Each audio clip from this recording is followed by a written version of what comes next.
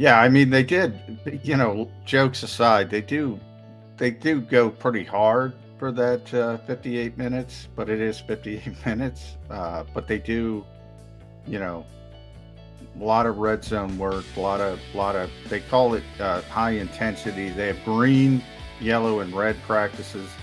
That was a green practice, and it was, to their credit, it was high intensity. But yeah, 58 minutes to 58 minutes. I don't know how you get around that.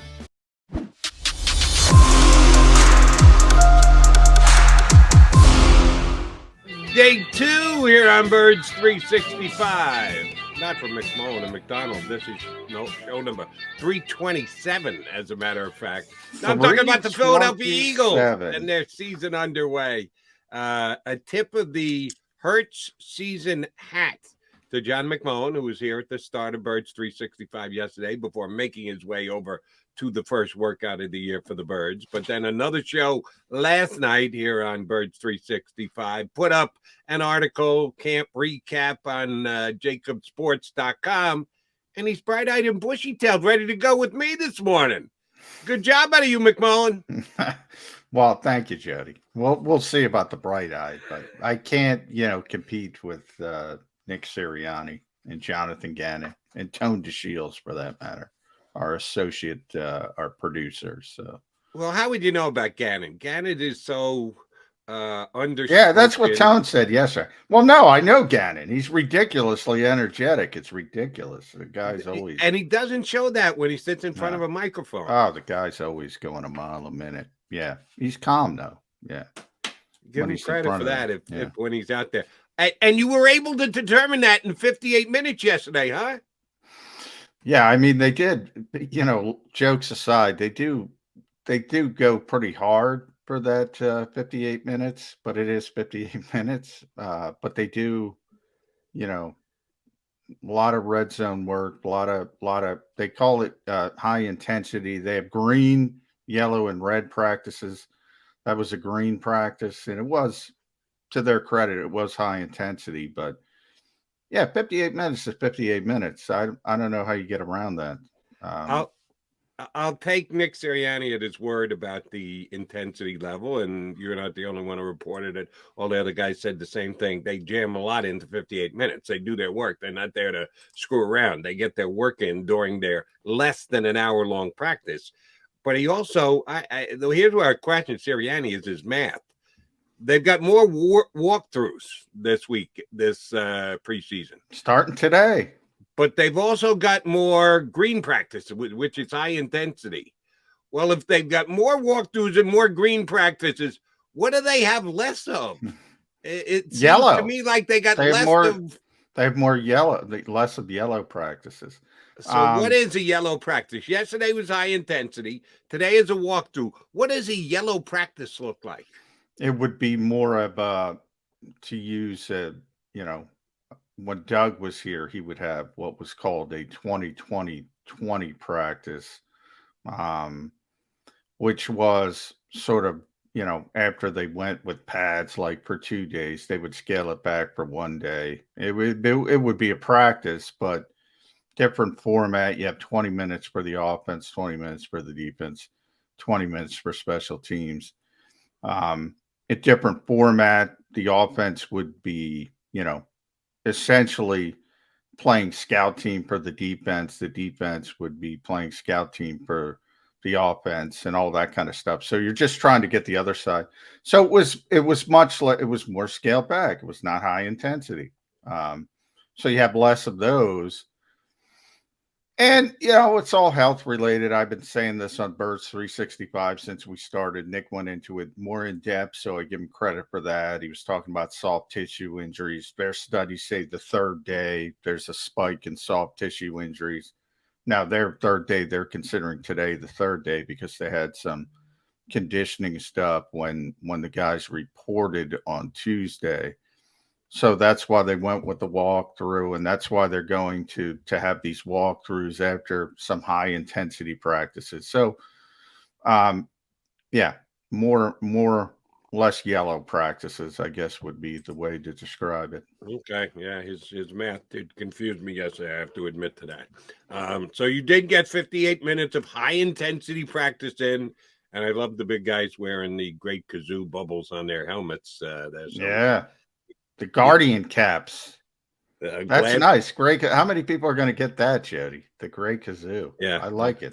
a couple people may. Glad you did. And that it supposedly shows that they are high intensity. You were there. There was nobody really hitting anybody yesterday, was there? No, that has nothing to do with intensity. That's just the way the NFL is going for the concussion.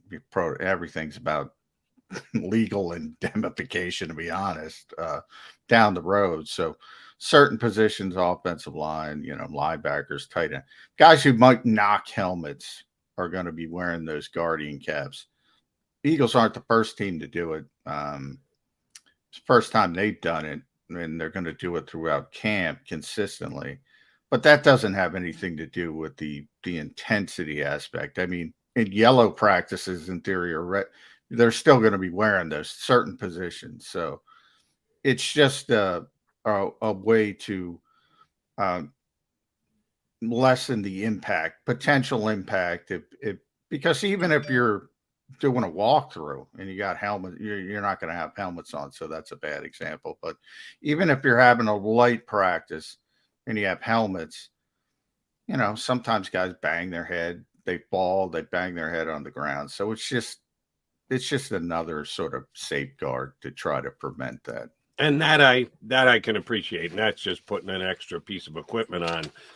You are actually at least believing there's the possibility there could be contact. Because, John, I'm pretty sure the Eagles know that, but just in case, let me get this on the record.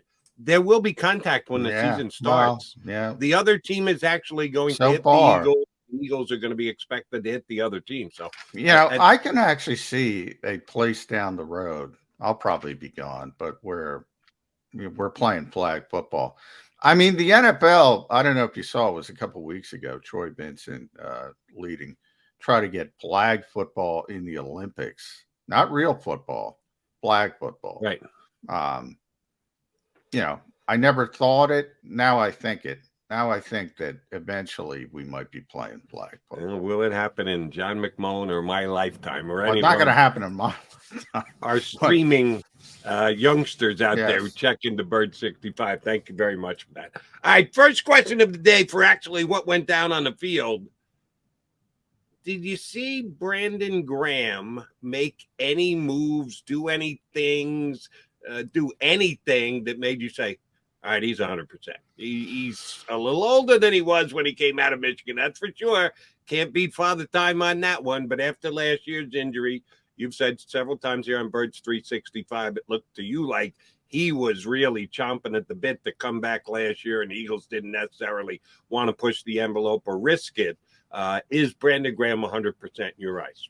Yes. Yeah. He's completely 100%. I don't think even that's in fact, he's probably in better shape than he usually is at this time of year because he spent all of last year rehabbing. I said that injury was September. I mean, so it was early in the season. When it comes to weight and muscle, he's in the best shape of his life. You could tell he's been living in the weight room. The bigger issue with that type of injury is just, Brandon Brooks is a perfect example of this. We went through it. Brandon, would get in phenomenal shape when he was rehabbing from his Achilles. He would, he was a big Instagram guy. He would put pictures up. He looked like he could go into a WWE ring, WrestleMania 40, by the way. Did you get that on the show, Jody? I forgot. Completely forgot. It's going to be at Lincoln Financial Field. I wanted to break the news right at 10, but what happens, it happens. Good. Hey, nice out of you, and I hope you put it up on your Twitter or whatever else. And you did tell me and say, but you can't say anything until 10 o'clock if you're going to say. And then we had some technical issues yesterday with our buddy Rick Zaratella, so I was just worrying about getting the show done. It's not that big of a deal, but it is a big deal for Philadelphia. But getting back to Brandon,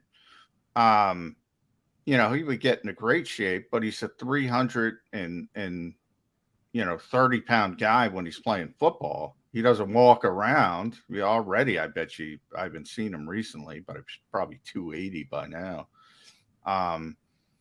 There's a lot of wear and tear on the Achilles when you're trying to play football. That's the part you have to worry about with Brandon Graham at 34. But as far as being in shape, as far as that kind of thing, you don't have to worry about that. I mean, that guy's ready to go. And it'll be interesting because he was, when we started shifting toward the maintenance days, the veteran maintenance days, Brandon was always a guy who's like, screw that, I'm going to practice. Now, I think he's going to have those veteran maintenance days this year. I don't think they're going to let him out there, but yeah, he's in great shape, and he was taking the first rep with the first team defense, and it was like old times. But he also realizes he's going to take a bit of a step back because, there's going to be a lot of competition for playing time on the defensive line because there's a lot of options that Jonathan Gannon can use. It'll be very interesting to see how the defensive line shakes out in these high-intensity 58-minute practices. One thing that either you noted or someone else noted, I think it was in your column that I saw on practice number 1, they're giving veterans a little bit of a nod over youngsters. N'Kobe Dean with the third team, Jordan Davis with the second team. One that kind of jumped out to me was Kayvon Wallace on the first team with the starters over both Anthony Harris and Jaquiski Tart. I think Harris wasn't. Harris was.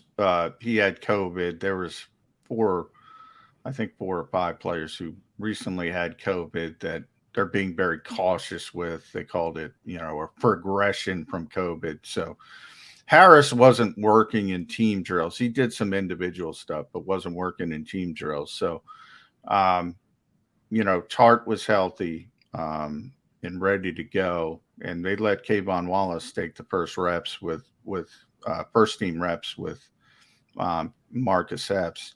And yeah, that was a bit of a surprise to me. And I said, Tone and I were talking about this as well yesterday. He didn't get here till June, whatever, I think it was 18th, 19th, somewhere in that range. But remember, OTAs were done by that point. So he had done nothing with the Eagles. That was his first day with the Eagles. Well, Tuesday, report day, but that was his first practice with the Eagles. So you start to say, well, that makes some sense. But then I was thinking, I go back to last year. They signed Steven Nelson 2 days before the start of training camp, and he took the first rep as the starting corner. He was first team? First rep, But, it was Zach McPherson as a rookie 4th-round pick. So you kind of weigh it. Kayvon's been here for a while. So, maybe they want to defer to the veteran Eagle. Strange to call him a veteran Eagle, but that's what he is at this point. I don't expect it to last. Let's put it that way. But, maybe the Eagles want it to happen because Howie Roseman was talking about the safety position before the practice started, and he kind of foreshadowed. He was talking up Marcus Epps, and Marcus made the play of the day. So that was a positive sign for the Eagles. And he also mentioned Kayvon. He said, we need, he was honest. He said, we need to see more from Kayvon Wallace, which I think we all know, but it's refreshing to hear honesty from the GM. They need more speed back there. They need more athleticism. So they probably hope the light goes off for Kayvon Wallace, but I wouldn't count on it. Well, he did get first team reps, so it was 1 day, and we'll see if he can parlay that into something more than that. All right, before we get our first guest up of the day, one JAKIB Media fans will be well recognizing Give me your Jalen Hurts evaluation. That's the most important thing. Everybody's got to know exactly what everybody thought of the however many passes Jalen Hurts threw yesterday. What would do you actually keep score? No, that's Elliot's job. That is Elliot. Follow Elliot Shore Parks if you want to know the nonsense of the training camp numbers and who knows how official. It's like keeping stats at a high school game. If you miss a play, you're screwed. But there was some good and there was some bad. And the bad was probably the play I mentioned, Marcus Epps. And it was bad more not because Marcus made a nice interception. The ball came out late, which gave him the opportunity to make that interception. And that was one of the problems with Jalen Hurts last year. Ball not coming out on time too often. So that was probably the most concerning part. On the other hand, I saw him make a back shoulder throw to Quez Watkins that I'd never seen him make before. I mean, it was Rodgers-like. It was perfect. It was pinpoint. And it was from the slot. Normally you see those back shoulders outside because it's easier. Now it was 7-on-7. It wasn't team drills. So that makes it a little bit easier because you don't have as much traffic. But it was a great throw. It was a great throw. It was great catch as well by Quez Watkins. So positives on both sides. And that's the kind of throw you got to make in the NFL. And that was a big time throw. So that was a real positive point. So you would categorize it as more good than bad? Yeah, more, and it should be. I mean, it's practice. You know, a lot of the 7-on-7 stuff, as I said, that is heavily skewed towards the offense. So it's a little bit easier. In the team drills, it gets a little bit more difficult. That's where Marcus had the interception. But I would say overall there was more good than bad. Yeah. That's not a bad start for Jalen Hurts. All right. He is John McMullen. I am Jody McDonald. We are adding to the mix. Our very own Rob Ellis is going to join us next. You know him from Sports Take. He also is the host of the Eagles postgame show on their radio network. Robbie E. Rob Ellis joins us next here on Birds 365.